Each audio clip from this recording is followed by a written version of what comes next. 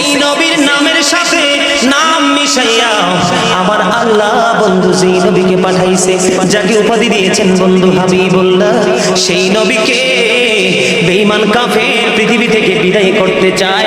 এটা কি আমার আল্লাহ কোনোদিন সহ্য করবে? বন্ধু সহ্য করবে না। সঙ্গে সঙ্গে আল্লাহ রাব্বুল আলামিন জিবরাইলকে পাঠিয়ে দিলেন, জিবরাইল জলদি চলে যাও, আমার হাবিবের কাছে তুমি কি মেসেজটা জানিয়ে দাও।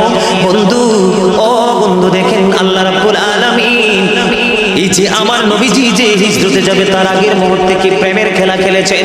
জিবরাইল আলাইহিস সালাম এসে বললেন, ইয়া রাসূলুল্লাহ, ইয়া হাবিবাল্লাহ, নবী গো, ও প্রাণের নবী, আজকে আপনি আপনার বিছানায় শয়ন করবেন না।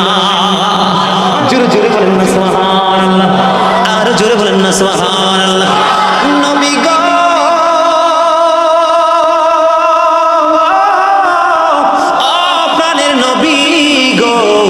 আজকে আপনি আপনার বিছানায় শয়ন করবেন না, আপনি আজকে আপনার কক্ষে নবী গো শুইবেন না। কেন রে জিবরাইল, আমার নবী খবর জানে কি জানে না? জানার মতো ক্ষমতা আছে না নাই? কথা বলেন না কেন? যদি নবী অদৃশ্যের খবর যদি না জানতো রে, তাহলে তিনি কখনোই নবী হতেন না। উনি শুধু নবী নয়, উনি কিন্তু রাসূলও বটে, ঠিক না? বিশ্ববিখ্যাত দার্শনিক ইমাম গাজ্জালী রাহমাতুল্লাহি আলাইহি, তিনি ওনার রচিত তাব্বি জিসমানি এবং তাব্বি রূহানি নামক কিতাবের মধ্যে তিনি বন্ধু উল্লেখ করেছেন, নবীদের কাছে থাকে এক প্রকার নূর। কয় প্রকার?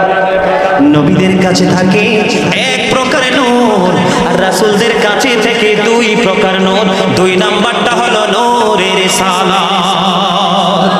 আমার নবীর রিসালাত প্রাপ্ত বন্ধু আল্লাহর প্রিয় হাবিব হাবিবুল্লাহ, বন্ধুরে আমার নবীর কাছে মেসেজটা জানিয়ে দিল জিবরাইল এসে।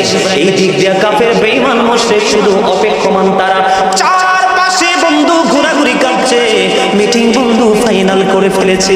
নবী যদি সাময়িক সময়ের জন্য যদি নবীর কক্ষে বিশ্রামের জন্য যায়, সঙ্গে সঙ্গে নবীকে পৃথিবী থেকে শহীদ করে দিবে। নবীর দেহ মোবারক থেকে মাথা মোবারক বন্ধু কেটে নিয়ে যাবে।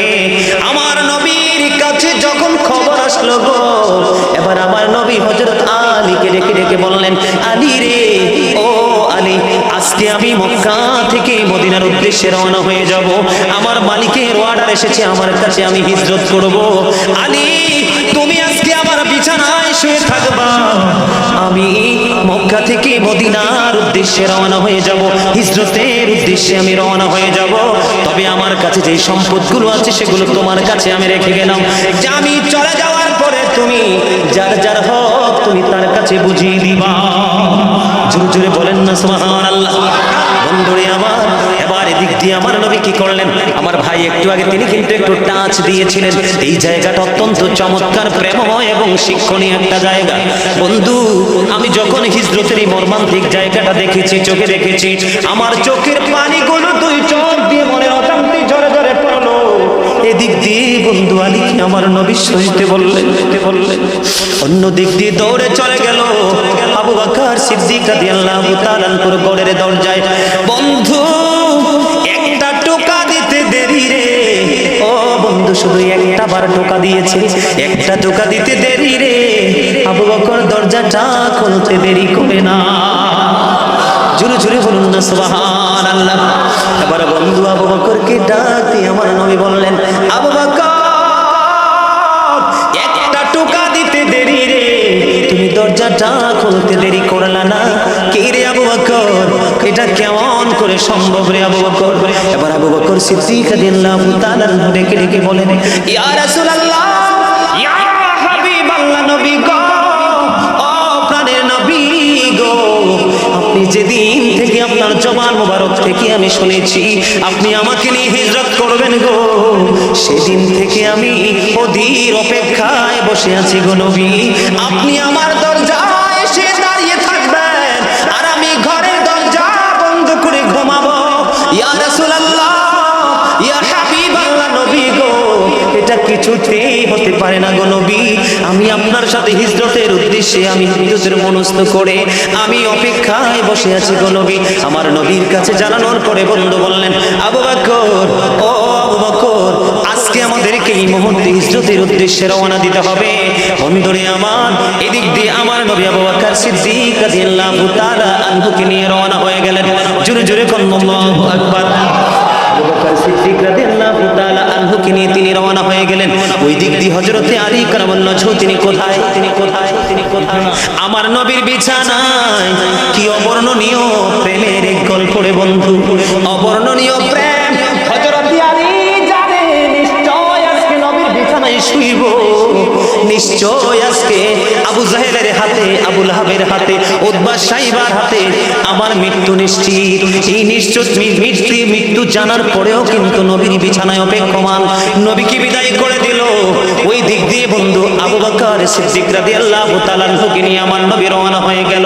আর তাদের মধ্য থেকে একজন এসে বলল, তোমরা এখানে কি মিটিং করছো? কয় আজকে মুহাম্মদের দেহ থেকে মাথা আলাদা করে ফেলবো, তাকে কতল করে ফেলবো বন্ধু। এই কথা যখন বললেন, এবার তিনি বললেন, তোমরা তো অবগত নও। কই কি অবগত নই আমরা? কয় ঘটনাটা হলো, তোমরা যার অপেক্ষায় তোমরা এখনো পর্যন্ত অপেক্ষমান, উনি তো নাই রে, উনি তো এখান থেকে চলে গেছে। আল্লাহু আকবার। এবার কি করলেন বন্ধু? বেঈমানেরা তারা কি করলো? চলে গেল নবীর হুজরার দিকে। নবী যেখানে শয়ন করবে সেইখানে কক্ষে গেলেন। যাওয়ার পরে তারা মনে করতেছে যে আমার নবী এখানে শায়িত অবস্থায় আছে, আমার নবী শায়িত অবস্থায় নাই। বন্ধু এখানে মজার একটা খবর হলো, এখানে কিন্তু আরেকটা মজার খবর। একদিক দিয়ে তারা তাকে হত্যা করার জন্য তারা রওনা হয়ে গেল, নবী মনে করে চলে গেল। আরেক দিক দিয়ে আল্লাহ রাব্বুল আলামিন ফেরেশতা জমিনে পাঠিয়ে দিয়েছেন। একজন আলীর পায়ের কাছে দাঁড়িয়ে আছে রে, আরেকজন আলীর মাথার কাছে দাঁড়িয়ে আছে। আল্লাহ রাব্বুল আলামিন ফেরেশতারা আলীর কদমের কাছে দাঁড়িয়ে মাথার কাছে দাঁড়িয়ে বলছে, আলী রে, তোমার চেয়ে দামি আর কে আছে রে? আজকে পুরো আসমান জুড়ে তোমার প্রশংসা করছে আমার আল্লাহ। জোরে জোরে বলেন না সুবহানাল্লাহ। বন্ধুরি আমার, এবার কি করলেন?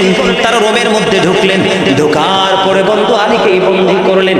কিন্তু হযরতে আলীকে বন্দী করার পরে তাদের মধ্য থেকে একজন প্রস্তাব করলো, না না, তাকে বন্দী করে বা তাকে হত্যা করে কোনো লাভ হবে না।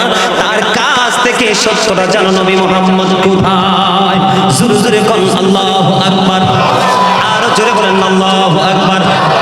আলীর জীবন চলে যাবে, তারপরে সত্য তথ্য দিবে না। এখান থেকে বন্ধু এই জায়গার কাজটা শেষ হয়ে গেল। এবার দৌড়ে চলে গেল, আবু বকরের বাড়ির দিকে রওনা হলো।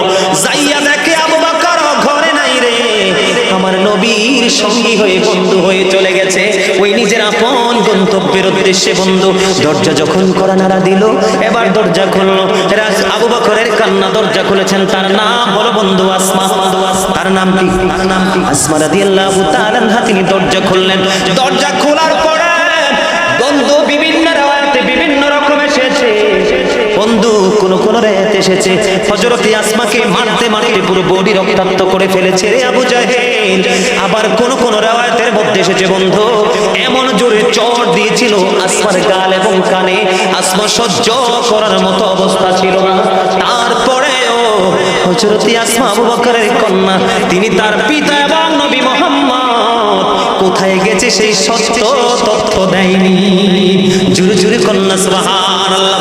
বর্তমানে আমাদের বর্তমান প্রেক্ষাপটে বন্ধু এমন সুন্নি আমাদের মাঝে আমরা দেখতে পাই, পৃথিবীর যদি একটু লোক দেখায় শুধু নবীর প্রেম না, নিজের সব কিছু বন্ধু দিয়ে দিবে বেঈমানকে। ঠিক কিনা বলেন? এখানে আমি যদি এক্সাম্পল দেই বন্ধু, বেঈমানকে অনেক কিছু অলরেডি মুসলমান দিয়ে দিয়েছে।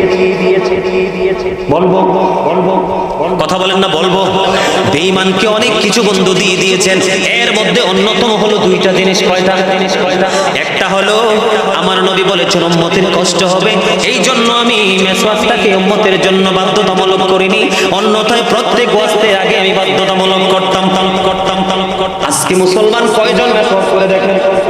বেঈমান কৌশল করে ব্রাশ আবিষ্কার করেছে, প্রত্যেকের ঘরে ঘরে বন্ধু ব্রাশের আনাগোনা। দুই নাম্বার হলো আজকে দেখেন ম্যাক্সিমাম যুবকের পরনে জিন্স প্যান্ট।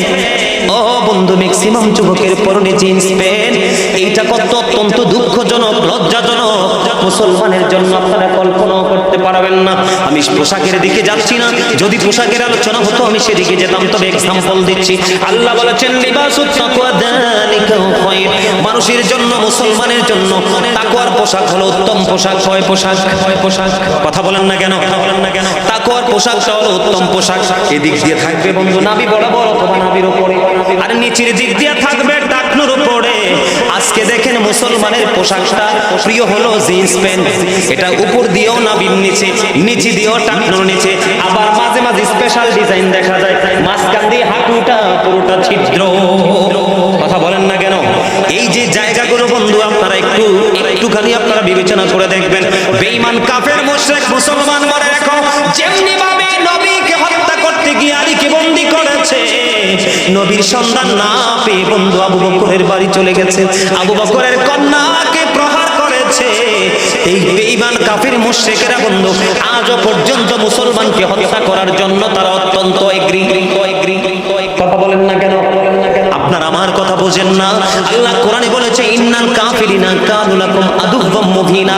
আল্লাহ রাব্বুল আলামিন বলেছেন দ্য হেরিটিক্স আর the eternal enemy of the believers, ঈমানদারদের প্রকাশ্য দুশমন হলো বেঈমান কাফের মুশরিকেরা। জোরে কন্না নাউযুবিল্লাহ। বেঈমান কাফেররা আমাদেরকে ফলো করার কথা, আজকে ঈমানদার মুসলমানেরা বেঈমানদেরকে ফলো করে আমাদের মতো এর চাইতে লজ্জার আর কিছুই হতে পারে না বন্ধু। আমি সেই দিকে যাচ্ছি না, বেঈমান আমাদের অনেক কিছু হরণ করে নিয়ে গেছে। বর্তমানে দেখবেন ইয়াং জেনারেশনের ছেলেরা যারা, এদের মাথার দিকে তাকায় নেন, যদি বাবার নাম জানেন, দাদার নাম জানেন, তাইলে বুঝবেন এটা মুসলমান। অন্যথায় রাস্তায় দেখলে কোনো যুবককে মুসলমান কিনা বুঝতে পারবেন না, কারণ তারা 100% ইহুদি স্টাইলের চুল কেটেছে। কথা কন না কেন? আমার কথা কি বুঝে আসে না? বন্ধুরে আমার, বেঈমানেরা যুগে যুগে যুগে যুগে নবী রাসূল নয়, সাহাবায়ে কেরাম, তাবিঈন নয়, আজ পর্যন্ত তারা অত্যন্ত সক্রিয়ভাবে মুসলমানকে হত্যা করার জন্য তারা বন্ধু দৃঢ় প্রত্যয় নিয়ে বসে আছে। বন্ধুরে আমার, এই দিক দিয়ে আলীর কাছে গিয়েও নবীকে পেলেন না, আবু বকরের ঘরে এসেও বন্ধু আলীকে পেলেন না। তারা খবর পাইলেন, তাদের মধ্য থেকে একজন খবর জানিয়ে দিল নবী তো মক্কায় নাই, নবী মক্কাতে করেছে। জোরে জোরে বলুন আল্লাহু আকবার, আর জোরে বলুন আল্লাহু আকবার। বন্ধুরে আমার, এবার কি করলেন? সঙ্গে সঙ্গে বন্ধু তারা এলান করে দিলেন। কি করলেন? আবু জাহেল এলান করে দিয়েছেন, যদি নবী মুহাম্মদকে কেউ ধরে দিতে পারো তাহলে তোমাদের পুরস্কার হলো কমপক্ষে 100 উট। নাউজুবিল্লাহ বলেন না? আরো জোরে, 100 উট, 100 উট বন্ধু। তখন এই এলান যখন শুনলেন, নবীর দুশমনেরা পাগল হয়ে গেল, নবী মুহাম্মদ কোথায় রে? নবী কি কোথায় গেলে খুঁজে পাওয়া যাবে? নবী মুহাম্মদ কি যদি খুঁজে দিতে পারি রে, তাহলে কম না 100 উটের মালিক হব। আপনারা জানেন না, এখানে আপনাদের খতিব সাহেব বসে আছে, উলামায়ে কেরামরা ওই অনলাইনে মিডিয়ার মাধ্যমে শুনবে বন্ধু। আপনারা জানেন না, মরুচারীদের জন্য গুরুত্বপূর্ণ এক সম্পদ হলো উট। বন্ধু, উটের লোভ কিন্তু তারা সামলাতে পারছে না। নবী মুহাম্মদুর রাসূলুল্লাহ সাল্লাল্লাহু আলাইহি সাল্লামকে যদি আল্লাহ রাব্বুল আলামিন নিজে সেভ করে, পৃথিবীর কোনো শক্তি নেই আমার নবীকে বন্ধু গায়েল করবে। কারণ আল্লাহ রাব্বুল আলামিন কোরআনে বলেছে ওমাকারু মাকারাল্লাহ ওয়াল্লাহু খায়রুল মাকিরিন। জোরে বলুন আল্লাহু আকবার। বন্ধু, তারা কৌশল করে আমার নবীকে ধরে হত্যা করার জন্য, আমার আল্লাহ কৌশল করে আমার নবীকে বাঁচানোর জন্য। আমার আল্লাহ হলো উত্তম কৌশলী। জোরে জোরে বলেন না সুবহানাল্লাহ, আর জোরে বলেন না সুবহানাল্লাহ, মহব্বতে বলেন না সুবহানাল্লাহ। এই যে সুবহানাল্লাহ বলবেন মাঝে মাঝে বন্ধু, এটা আমল, এটা আমল। কি এই যে মাঝে মাঝে আমি একটু পরে দেখবেন নবীর প্রেমের দরুদ পড়বো, এটাও আমল, এটাও আমল। এটা কি আপনারা জানছেন কিনা জানি না, ইতিপূর্বে শুনছেন কিনা আমি এটাও জানি না বন্ধু। আপনারা জানেন না, কেউ যদি মদিনা নবীকে ভালোবেসে জুমার দিনে মাত্র 80 বার যদি দরুদ পড়তে পারে, তার 80 বছরের সগীরা গুনাহ আমার আল্লাহ মাফ করে দেয়। এত প্রেমময় খবর শোনালাম, এত আস্তে সুবহানাল্লাহ, আস্তে সুবহানাল্লাহ। আরো জোরে বলেন না সুবহানাল্লাহ, আরেকটু মহব্বতে। বন্ধু হযরত আনাস রাদিয়াল্লাহু তাআলা আনহু থেকে হাদিস খানা বর্ণিত, হাদিস খানা এসেছে দাইলামি শরীফের মধ্যে, আমার নবী আপনার নবী সরকারে মদিনা তিনি ঘোষণা করে দিয়েছেন, বন্ধুরে কেউ যদি মদিনার নবীর সাথে প্রেমের ডোরি লাগাইয়া প্রতিদিন যদি 1000 বার দরুদ পড়ে, কতবার প্রতিদিন যদি 1000 বার যদি দরুদ পড়তে পারো রে, আমার নবী জানিয়ে দিয়েছেন বন্ধু জান্নাত না দেখা পর্যন্ত মরণ হবে না। আর জোরে বলেন না সুবহানাল্লাহ। বন্ধুরে আমার দুরূদ পড়বেন, এটা নবীর প্রেমের আমল। আপনার রোগ বিমার ভালো হয়ে যাবে, আপনার অভাব অনটন দূর হয়ে যাবে, আপনার সন্তানের কর্মের অভাব ব্যবস্থা হয়ে যাবে, এবং পরকালের নিয়ামত পাওয়ার জন্য আল্লাহ আপনাকে প্রস্তুত কবরে নিয়ে যাবে। বন্ধুরে আমার আমি বলতে চেয়েছিলাম কোথায়, আপনারা মন দিয়ে শোনেন। এবার কি করলেন আবু বকর এবং আমার নবী বন্ধু তাদের গন্তব্যের উদ্দেশ্যে রওনা দিয়ে দিলেন। বন্ধুরে আবু বকর ওয়াজ করতেছে, আমার নবী হাঁটতে হাঁটতে হাঁটতে হাঁটতে এমন অবস্থা হলো, আমার নবীর পায়ের নিচের দিকে তাকিয়ে দেখলাম রে, আমার নবীর পায়ের মধ্যে আমরা কি বলি ঠোসা, কি বলি ঠোসা অথবা ফুসকা, এরকমই বন্ধু এরকম ফুসকা পড়েছে। আবু বকর একটা ডাক দিয়ে বলল, ইয়া রাসূলুল্লাহ, ইয়া হাবিবাল্লাহ, নবী গো, ও প্রাণের নবী, আমি আবু বকর তো আপনার সঙ্গে গো নবী, আমি আবু বকর প্র্যাকটিক্যালি আপনার সঙ্গী, আর আপনি হাঁটতে হাঁটতে আপনার পায়ে ফুসকা পড়ে গেছে, রক্ত হয়ে গেছে আপনার পায়ের তলাটা।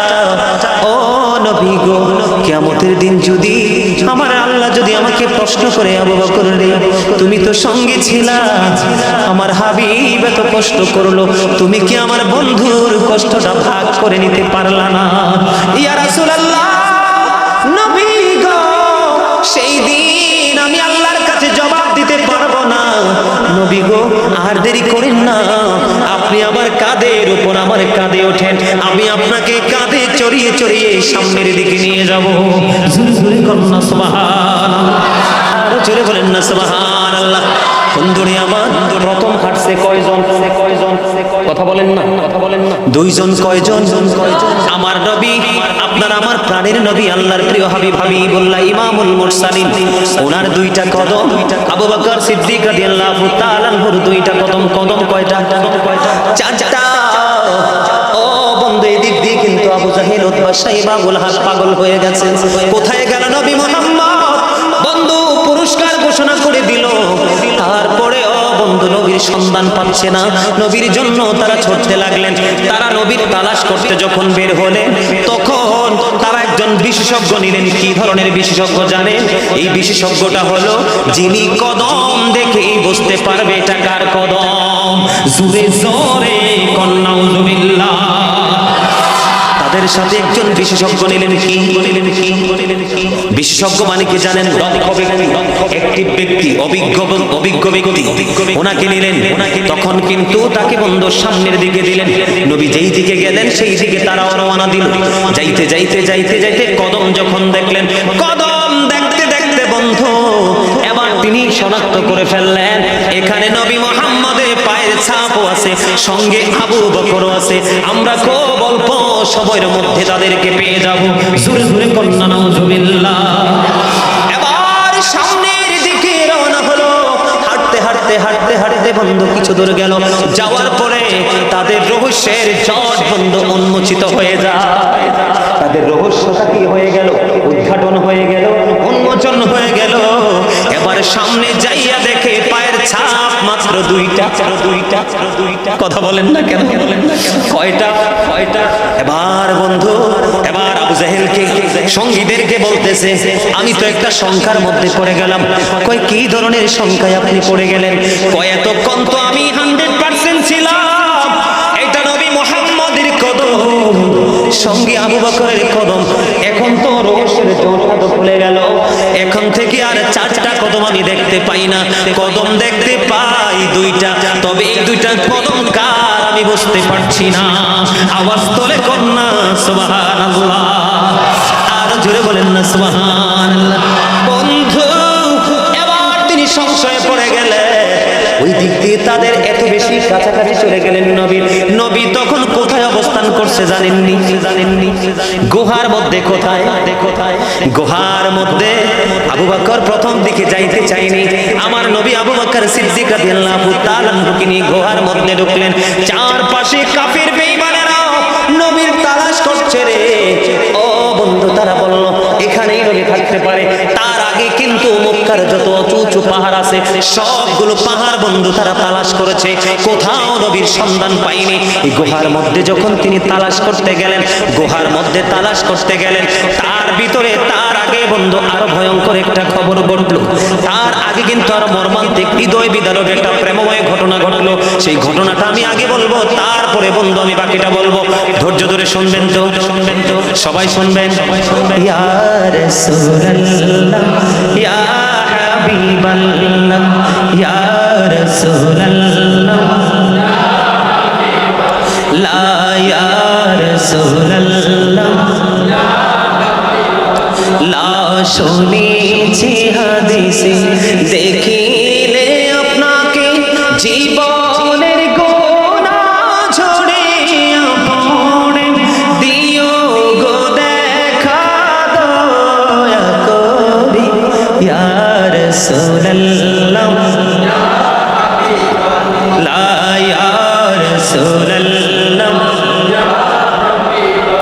লা গোসল করাইয়া কাফন পরাইয়া যখন রাখিবে কবরে শোয়াইয়া লইও গো কোলে গোলাম বলিয়া ইয়া রাসূলুল্লাহ ইয়া রাসূলুল্লাহ ইয়া রাসূলুল্লাহ আসসালাতু ওয়াসসালামু আলাইকা ইয়া রাসূলুল্লাহ। আল্লাহ মনটা কারে দিতে কইছে? নবীকে। কাকে? আপনারা দুরূদ পড়ি নবীর প্রেম, আপনারা তো অনেক কি জবান বন্ধে মন যদি দিতে হয় নবীকে দিও, আহা প্রাণ যদি দিতে হয় তোমার কষ্ট যাতনা যিনি সইতে পারে না, তোমার কষ্ট যাতনা যিনি সইতে পারে না, সেই নবীকে ভালোবেসে, সেই নবীকে ভালোবেসে দুরূদ পড়িও।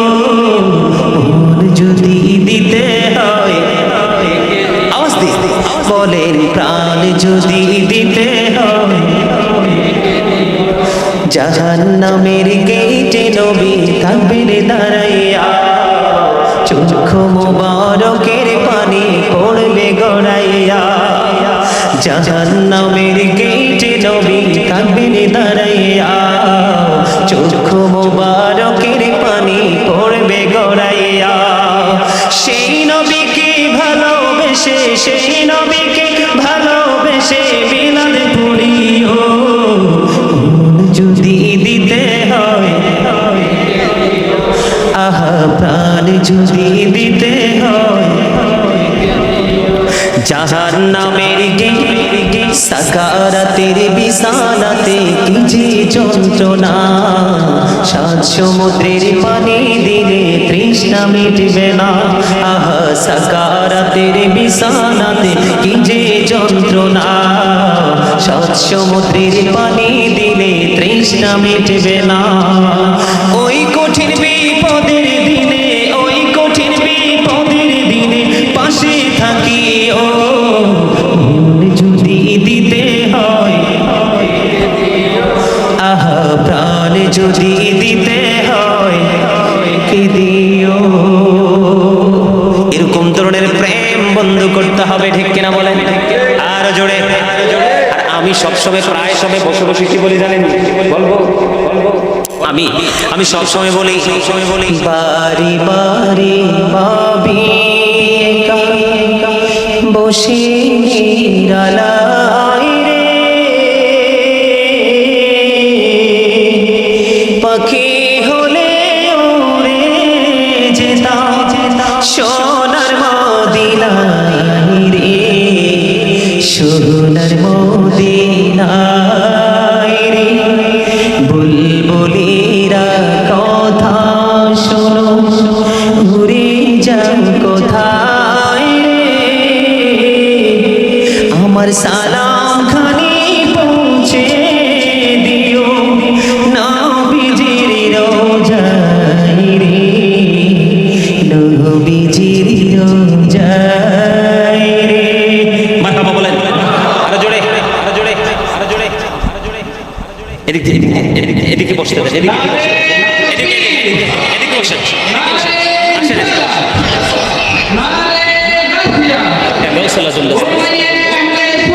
জিন্দাবাদ জিন্দাবাদ জিন্দাবাদ আসলে ওইটা পাকা উঠতে পারতেছি না বলেন বলেন বসে বসেন বসে বসেন আমি আলোচনাটা শেষ করি তারপরে আমি বিদায় নেব আমি কিন্তু ওনার অনুমতি থাকলে আলোচনাটা শেষ করব আলহামদুলিল্লাহ বলেন আলহামদুলিল্লাহ বলেন কি বলতেছিলাম আমার কথাগুলো আপনারা খেয়াল করেন বুলবুলিরা কথা শোনো উড়ে যাও কোথায় রে আমার সালাম খানি পৌঁছে দিও নবীজির রোজায় রে নবীজির রোজায় রে বারে বারে ভাবি একা বসে নিরালায় রে পাখি হলে ওরে যেতাম সোনার মদিনায় রে সোনার মদিনায় রে মারহাবা বলেন না আর জোরে ধন্যবাদ দিবেন না দিবেন না দিবেন না হাসান ইবনে সাবিত রাদিয়াল্লাহু তাআলা যখন মসজিদে নববীর মিম্বরে দাঁড়িয়ে নবীর শান গাইলেন আমার নবী সাথে সাথে বলে দিলেন আল্লাহ হাসান ইবনে সাবিতকে রূহুল কুদ্দুসের মাধ্যমে সাহায্য করো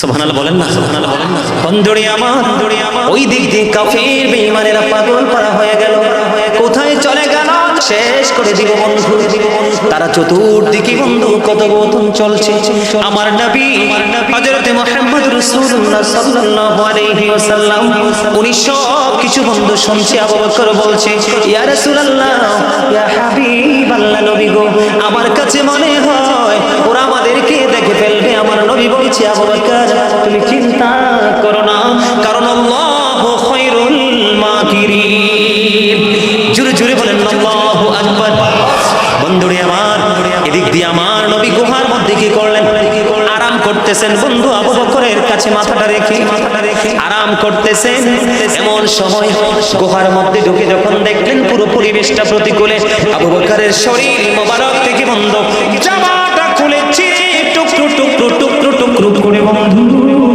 প্রত্যেকটা গর্তের মধ্যে ফিলাপ করে দিলেন আরো একটা গর্ত অবশিষ্ট বাকি রয়েছে কি করব এখন পুরোটা শেষ হয়ে গেল এদিক দিয়ে আমার নবী আরাম করতেছেন আবু বকর সিদ্দিক রাদিয়াল্লাহু তাআলা ওর পাটা দিয়ে ওই গর্তের মুখটার দিকে বন্ধু কি করলে গো মুখটা ফিলাপ করে দিল ফিলাপ করে দিতে দেরি রে ও বন্ধু মুখটা ফিলাপ করে দিতে দেরি বিষাক্ত সাপ আবু বকরকে সবল মারতে দেরি করে না আল্লাহু আকবার বলেন এখানে নবীর প্রেমিকরা বলবে এক কথা আর নবীর দুশমনেরা বলবে আরেক কথা কথা কি বুঝে আসে নবীর দুশমন যারা তারা বলবে বন্ধু উল্টোটা আর নবীর প্রেমিকেরা বলবে সব সময় রাইটটা ঠিক কিনা বলেন বন্ধু আমি সেই দিকে রাইট এবং রং এই দুইটাকে আমি আইডেন্টিফাই করব না আমি আপনাদেরকে শুধু মূল জায়গাটা তুলে ধরে বিদায় নেব বন্ধু এবার কি করলেন তিনি পা দিলেন সাপ বন্ধনাকে সবল মারলো সাপের বিষে পুরো শরীর আবু বকরের কম্পন আরম্ভ করলো সইতে পারে না কি করব গো এখন আমি সহ্য করতে পারছি না এদিক দিয়ে আমার নবী ঘুমিয়ে গেছে আরাম করতেছেন এখন আমি যদি ডাকি রে আমার নবীর ঘুমটা আরামের বেঘাত হয়ে যাবে জোরে জোরে বলেন না সুবহানাল্লাহ সাপের বিষে পুরো শরীর ছটফট করছে যন্ত্রণায় কাতরাচ্ছে তারপরেও কিন্তু আমার নবীকে ডাকছে না ধৈর্য ধরে বসে আছে একটা ফোঁটা চোখের পানি আমার নবীর শরীর মোবারকে পড়ে গেল পরে যাইতে দেরি অবস্থায় প্রতিকূলে চলে গেলেন। আমার নবীজির থুতু মুবারক যখন নিক্ষেপ করে দিলেন, সঙ্গে সঙ্গে আবু বকরের 20 বন্ধু একেবারে ধ্বংস হয়ে যায়। এখানে সবচেয়ে বড় রহস্য কোন জায়গাটা? এখানে সবচেয়ে বড় চিন্তার এবং বোঝার একটা জায়গা, সেই জায়গাটা হলো আবু বকর সিদ্দিক আমার নবী সরকারে মদিনা, তিনি যে বন্ধু হিজরতের উদ্দেশ্যে রওনা হলো, এটা কি তার ওনাদের নিজের ইচ্ছায় না আল্লাহর ইচ্ছায়? কথা বলেন। আপনাদের ঈমানকে স্ট্রং করার জন্য, আপনাদেরকে অ্যাক্টিভ করার জন্য, এই জন্য বন্ধু আপনাদেরকে এই জায়গাটা একটু ব্যাখ্যা করতে চাই। বন্ধুরে আমার, আবু বকর যে আমার নবীর সঙ্গী, এটা কি আমার আল্লাহ দেখে নাই? আল্লাহ কি চাইলে সবকে কন্ট্রোল করতে পারতো না? আল্লাহর সেই ক্ষমতা আছে না নাই?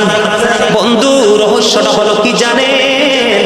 আবু বকর সিদ্দিক রাদিয়াল্লাহু তাআলা আনহুকে ধ্বংস করার জন্য, আবু বকর সিদ্দিক রাদিয়াল্লাহু তাআলা আনহুকে মেরে ফেলার জন্য, ওনাকে চিরতরে পৃথিবী থেকে আউট করার জন্য, এই জন্য বন্ধু সাপটা ওনাকে ধ্বংসন করে নাই, সাপটা ওনাকে সবল মারার কারণ হলো যেই দিন বন্ধু আবু বকর সিদ্দিক রাদিয়াল্লাহু তাআলা আনহুর পায়ে সবল মেরেছিলেন, যেই সময় ওই দিন পর্যন্ত সাপটার এই গর্তে বসবাস করার বয়স হলো 1500 বছর। জোরে জোরে বলুন আল্লাহু আকবার।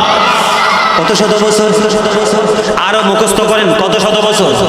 যেই দিন আবু বকর সিদ্দিক রাদিয়াল্লাহু তাআলা আনহুর পায়ে সবল মেরেছিল, সাপটা কামড় দিয়েছিল, ওই দিন পর্যন্ত এই গর্তে বসবাসের বয়স হলো বন্ধু 1500 বছর।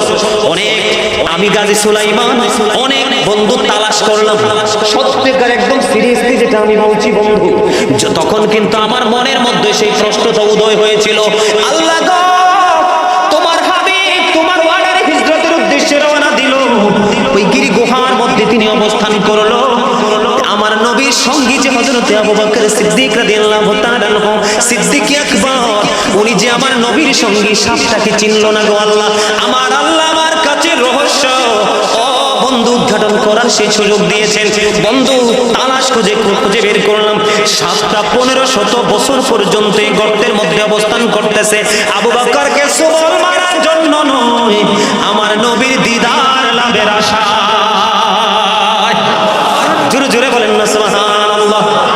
সাপের উদ্দেশ্য হলো বন্ধু আমার, আপনারা এখানে আরেকটা জিনিস খেয়াল করেন, আবু বকর সিদ্দিক রাদিয়াল্লাহু তাআলা আনহু অনেকগুলো গর্ত কিন্তু কি করে দিয়েছেন?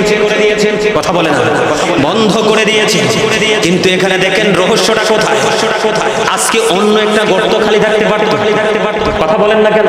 এটা যৌক্তিক কিনা? অন্য একটা গর্ত কিন্তু কি করতে পারতো? খালি থাকতে পারতো, কিন্তু এই গর্তটাই বা কেন খালি, আর এটার মধ্যেই বা কেন সাপটা অবস্থান করছে? আল্লাহ রাব্বুল আলামিন আল্লাহর প্রিয় হাবিবের প্রতি পশু পাখি প্রাণীর প্রেমের আরো অনেক তথ্য আছে বন্ধু। যদি আজকে আমাকে প্রেমের বিষয়টা দেওয়া হতো, তাহলে দেখতেন আমি আজকে কত তথ্য আপনাদেরকে দিতাম নবীর প্রেমে।